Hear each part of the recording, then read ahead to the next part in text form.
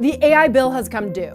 Annual budgets blown through in weeks. And now companies are facing a choice nobody has ever had to make before. Tokens or humans? En ce moment, tu utilises peut-être l'IA la plus chère du monde pour le prix d'un abonnement Netflix. Et le pire, c'est que tu le sais probablement pas, parce que quelqu'un, quelque part, paie la différence à ta place. Et à tout moment, il peut arrêter. Alors attention, dans cette vidéo, je vais pas te dire si l'IA est une bulle qui va exploser. Franchement, personne ne le sait, et moi le premier. Ce que je veux décrypter, c'est plus simple et beaucoup plus utile pour toi. Pourquoi ton abonnement coûte si peu? Qui paie le reste? Et qu'est-ce qui se passe le jour où on arrête de payer à ta place? Et ce basculement, il a peut-être déjà commencé. Et je vais te montrer où, reste jusqu'au bout. À la fin, tu sauras vraiment de quoi on parle quand on parle du prix de l'IA. Je suis un ancien dev et maintenant j'utilise l'IA pour coder. Je me cogne au même rate limit que toi. Donc ce que je vais te dire, c'est pas la version marketing. C'est une version du même point de vue que toi, du point de vue de celui qui paie. Imagine un resto qui ouvre. Buffet à volonté, 20 balles. Tu manges autant que tu veux. Tu reviens 3 fois, tu prends le même homard, tout ça pour 20 balles. Et là, tu te dis qu'il est quand même génial ce resto. Sauf qu'à un moment, tu te demandes quand même combien coûte vraiment ton assiette. C'est exactement ton abonnement IA aujourd'hui. Tu paies un forfait fixe. Derrière, t'envoies tes requêtes, l'outil crame tes tokens et le vrai coût de ce que tu consommes, tu le vois jamais. Alors je suis tombé sur cette interview de Ed Zitron, un mec qui passe son temps à décortiquer l'économie de l'IA et il avance une thèse simple. Ses plans à 20 ou 200 balles, à son avis, ils sont vendus à perte. Dans l'exemple d'avant, c'est comme si le resto payait ton homard. Mais alors pourquoi il ferait ça ? C'est une vieille recette de la Silicon Valley. Tu casses les prix au début, tu habitues les gens et une fois qu'ils peuvent plus s'en passer, tu montes les prix. Sauf que là, il pointe un problème. On sait même pas s'il existe un prix rentable pour une IA. Bon, lui, il est convaincu, moi je suis plus prudent. Tant qu'aucune boîte a publié ses vrais coûts, on n'en sait rien. Mais le mécanisme, lui, il n'est pas discutable. On a tous pris l'habitude du buffet. Personne n'a jamais payé son assiette. Et ça tient tant que quelqu'un veut bien payer de l'argent à notre place. Et le jour où il arrête, on ne sera pas prêt.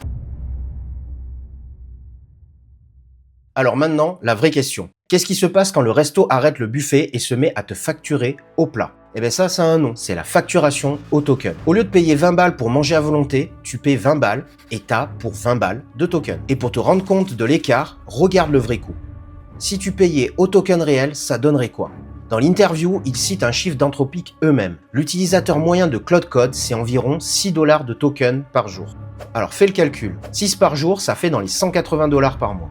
Pour quelque chose que tu paies 20 $. Et ça, c'est juste la moyenne. Ceux qui codent toute la journée, on est plutôt sur 12 $ par jour. Donc environ 350-400 $ par mois, facile. Donc ton abonnement à 20 $, son vrai prix, c'est peut-être du x10. Parfois presque du x20. Et ce qui est le plus flippant, c'est que peut-être cette facturation a déjà commencé. GitHub Copilot, l'outil de code de Microsoft, est passé à la facturation à l'usage. Le 1er juin, pour tout le monde.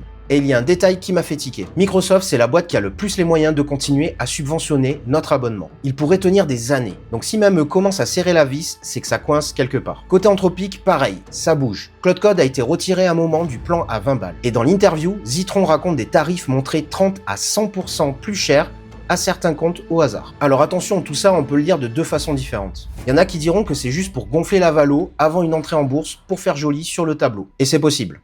Mais que ce soit la panique sur les coûts ou la préparation d'une IPO, ça raconte la même chose. Le modèle à 20 $ à volonté, il tient pas tel quel. Le buffet est en train de fermer et la vraie question, c'est pas de savoir quand. C'est de savoir ce que toi, tu fais quand l'addition arrivera. Alors maintenant, le discours facile, ça serait de dire « c'est une bulle, ça va exploser, fuyez ». En gros, c'est la thèse de Zitron. Et honnêtement, je sais pas s'il a raison. Lui, il parie sur le crash, moi je parie sur rien. Donc on va remettre le curseur au bon endroit. La vraie question, c'est pas « est-ce que ça va exploser ?» Ça, ni toi, ni moi, on peut le trancher. Pour moi, la vraie question, celle que l'on doit vraiment se poser, c'est est-ce que le prix que je paie aujourd'hui reflète ce que ça coûte vraiment? Et le jour où on me facture le vrai prix, je fais quoi? Parce que c'est là où ça te concerne vraiment. Le mec qui paie 20 $ et qui réalise que son usage réel, c'est 300 $ par mois, il a une décision à prendre. Bref, que la bulle explose ou pas, c'est pas vraiment ton problème. Ton problème, c'est pas de te faire suspendre. Et pour ça, j'ai deux choses à te partager.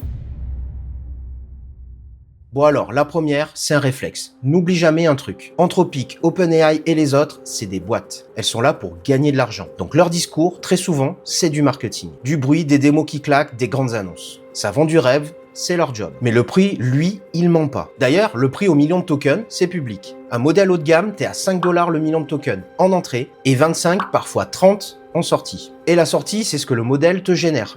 Donc c'est ça qui coûte, c'est ça la réalité, pas la démo. Et le signal concret à surveiller, celui qui te dit que le vrai prix arrive, c'est le jour où ton outil passe au paiement au token, ou qui resserre tes limites, ou teste des prix sur ton dos. C'est ça l'indicateur. Pas les gros titres, l'IA va tout changer. Et la deuxième chose, c'est un petit test. Juste après cette vidéo, va regarder ce que tu consommes vraiment sur tes outils. Regarde le nombre de tokens en entrée et en sortie, et fais le calcul. Et ensuite, demande-toi franchement, si demain on me facturait le vrai prix, est-ce que je continuerai? Ta réponse à cette question, elle vaut tous les débats sur la bulle de l'IA. Si cette vidéo t'a servi, abonne-toi. C'est ce qui m'aide à creuser ce genre de sujet sur la chaîne. Et je suis curieux, ça m'intéresse. Dis-moi en commentaire, quand tu auras vu ta consommation, ton usage réel, tu le paierais au vrai prix ou tu lâcherais l'affaire? Bref, si tu es toujours là, merci. C'était JP et on se voit dans la prochaine vidéo.